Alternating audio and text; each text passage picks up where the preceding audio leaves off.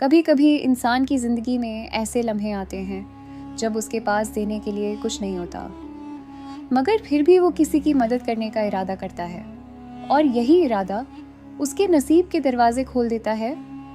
ایسی ہی ایک کہانی ہے علی کی، ایک نیک دل، غریب لیکن بہت ایماندار نوجوان کی۔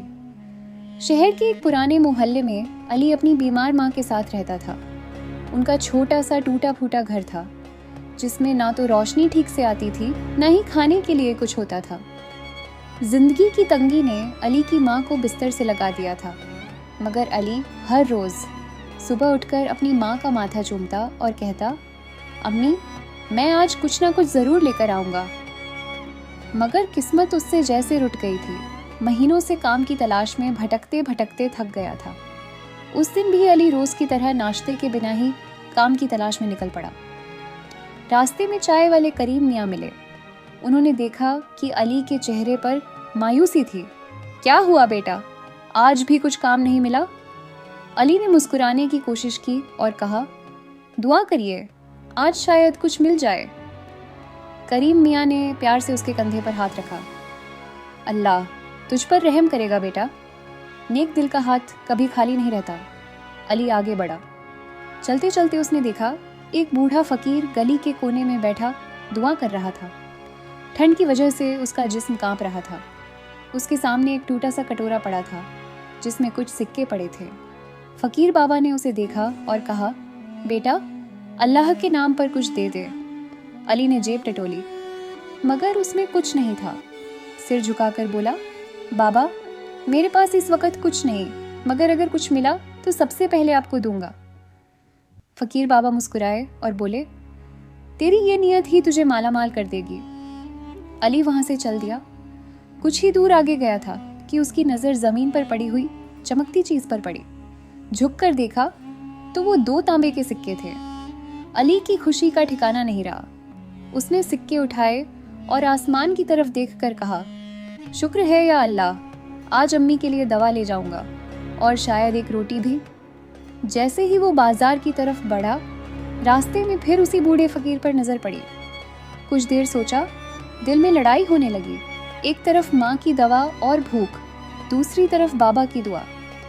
علی کے دل نے کہا، امی کو کل بھی دعاؤں نے بچایا تھا، آج بھی اللہ ہی سنبھالے گا، اور اس نے دونوں سکے فقیر بابا کی ہتھیلی پر رکھ دیا۔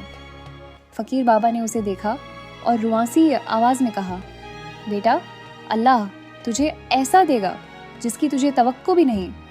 یہ سکے تجھے دنیا کی دولت نہیں، اللہ کی رحمت لا کر دیں گے۔ علی بنا کچھ بولے مسکراتا ہوا آگے بڑھ گیا۔ خالی جیب اور بھری ہوئی نیت لیے وہ گھر پہنچا۔ ماں نے پوچھا، بیٹا کچھ لائے؟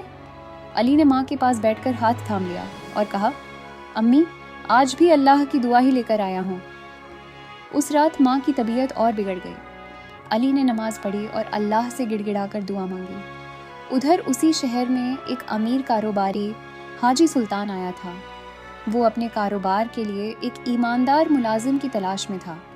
اس نے پورے شہر میں اعلان کروا دیا، جسے سچا اور بھروسے مند لڑکا چاہیے وہ میرے پاس آئے۔ کریم میاں نے علی کا نام لیا۔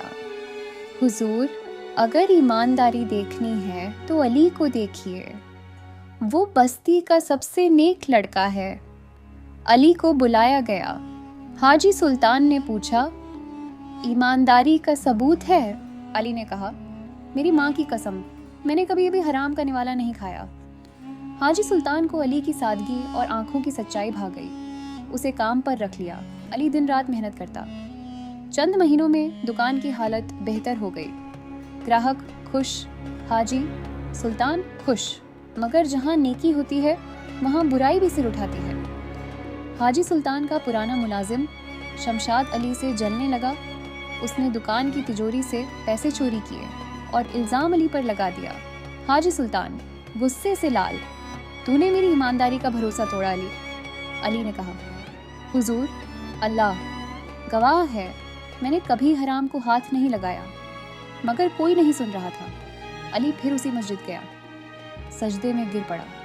یا اللہ تو جانتا ہے میں بے گناہ ہوں، اگر تیری مرضی ہے تو سچائی سامنے آ جائے گی۔ उधर फकीर बाबा फिर उसी शहर लौटे। उन्होंने हाजी सुल्तान को रोते हुए देखा। पूछा, क्या हुआ?